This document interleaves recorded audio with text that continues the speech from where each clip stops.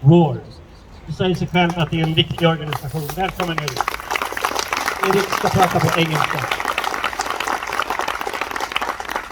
Hello, my name is Erik Zhivkoplas, and I left Russia 5 years ago, now live in Stockholm.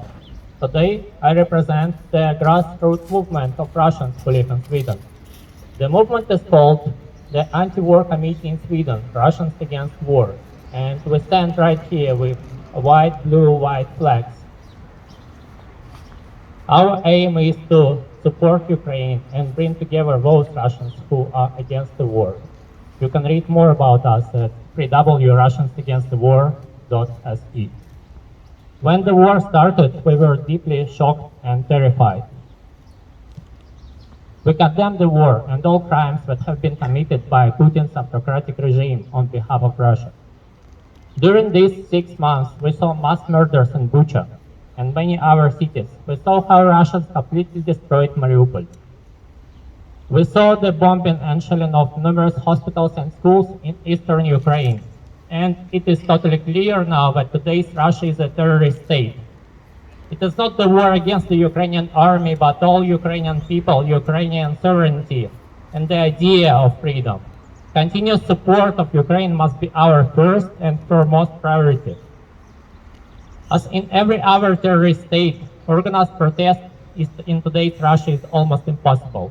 All our political leaders, including Alexei Navalny and others, are imprisoned or in exile.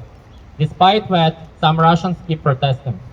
Activists go out on the street pickets and create street graffiti. Several times they destroyed railroads to break a chain of supply for Russian army. And multiple military registration offices were set on fire across the country. We don't see it that well because almost all Russian media is controlled by Putin, but these people exist and they are many.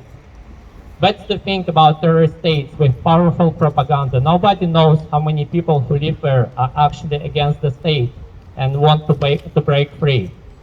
To win this war, we have to help those anti-war Russians who need help, not to lock them down. We call for the introduction of humanitarian visas for those Russians who are persecuted by the regime and have to flee the country. The team of Alexei Navalny made a list of 6,000 Russians who have close ties with Europe. Those who arrange the war, support the war, publicly and pay for the ongoing war. When it comes to visa restrictions, those are the first people you need. And also the so-called Russian diplomats, including those bastards who now hide behind the fence of the Russian embassy and do nothing to stop the war. We have to attack the war supporters as much as we can and support every anti-war stand. Punishment for crimes, support of resistance. Only that could inspire other Russians to join the fight. Today is the Independence Day of Ukraine, and exactly 6 months ago the Russian invasion started.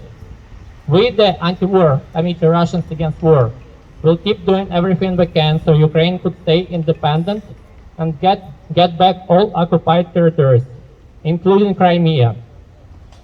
On September 4th at Sergei Store at 2 p.m., we organized our new anti-war demonstration. Tell your friends and relatives to come and support us. Slava Ukraini!